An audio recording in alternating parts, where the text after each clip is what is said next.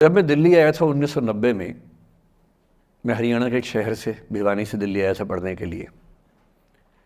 मेरे dream college में हंसराज भी एक था, पर मेरा संयुक्त से मेरा एडमिशन जाकिर हुसैन में हुआ। मेरे अंक ठीक थे, यहाँ हो सकता था, पर मैं तो नई दिल्ली स्टेशन पे उतरा, बाहर निकला, पता लगा वहीं एक कॉलेज है, वहीं एडमिशन ले लिया मैंने।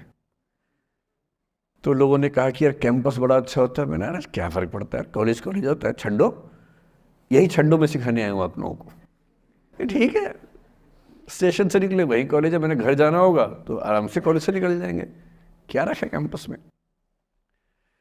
पर मेरा एक दोस्त जो मेरे साथ ही आया था उसी शहर से, उसने एडमिशन हंसराज कॉलेज में लिया।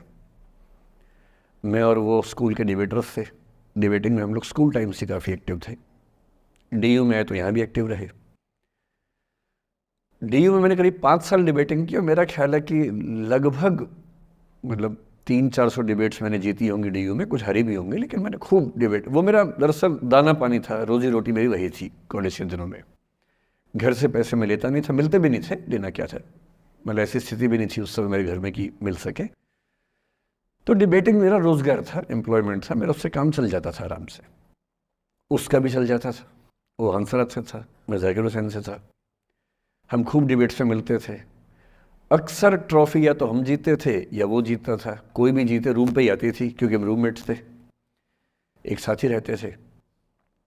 वो मुझसे योग्यताओं के मामले में 21 था, बल्कि अगर वो 21 था तो मैं 15 ही रहा हूँगा या 12 रहा हूँगा, 22 या 21 तो नहीं रहा हूँगा, मुझसे बेहतर था योग्यताओं में, बड़ा अच्छा व्यक्ति था। ग्रेजुएशन के बाद मैंने एमए हिंदी साहित्य में एडमिशन लिया, जबकि बीए ऑनर्स हिस्ट्री में किया था मैंने। उसने तय किया कि वो कुछ और करेगा, प्रोफेशनल कोर्स करेगा, नौकरी करेगा, तो वो चला गया दिल्ली से। मैं दिल्ली में रहा। फिर मैं एमए के बाद तैयारी करने लगा यूपीएससी की। तब तक मैं यूजीसी जेआरएफ कर चुका था। पहला अटैम्प्ट दिया, प्रीलिम्स हो गया। मेंस मेरा 96 के मेंस की बात कर रहा हूँ, मेंस शुरू होने वाला था, 2 दिन रह गए थे। करीब 10 दिन पहले वो मेरे पास आया हुआ था दिल्ली में, मिलजुल के अच्छे से बात करके गया था। उन दिनों उसका एक प्रेम संबंध कहीं हमारी ही एक मित्र के साथ चल रहा था। हम सब दोस्त थे, तो उनमें से 2 लोगों का आपस में एक अफेयर था। मुझे नहीं पता क्या हुआ, लेकिन मेरे मेन एग्ज़ाम से 2 दिन पहले रात को 12 बजे एक फ़ोन आया और ये बताया गया कि मेरे दोस्त ने फंदा लगा के अपनी जीवन लीला समाप्त कर ली है। वो दिल्ली से दूर था कहीं,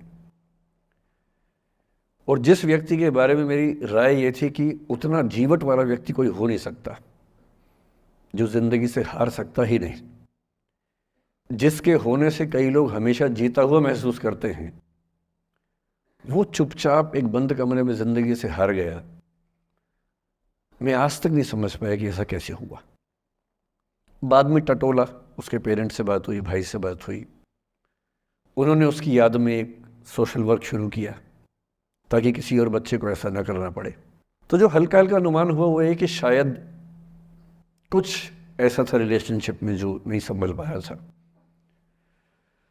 और रिश्ता टूट ना जाए इसका दबाव बहुत ज़्यादा था, और वो दबाव झेल नहीं पाया। इस उम्र में ऐसा फेज़ आता है, कई बार आता है। ये एक कहानी है, हंसराज कॉलेज से ही जुड़ी है, इसलिए मैंने सोचा कि वहीं से बात शुरू करूँ। नाम जैसा कि मैंने कहा मैं नहीं बताऊंगा, तो नाम बताने का मतलब भी नहीं। और वो जिसकी मैं कहानी सुना रहा हूँ, आप लोगों के जन्म से पहले की बात है। आप तो सब 21वीं सदी वाले बच्चे होंगे ना, जेन ज़ी होंगे आप सब लोग, तो ये तो बहुत पुरानी बात है।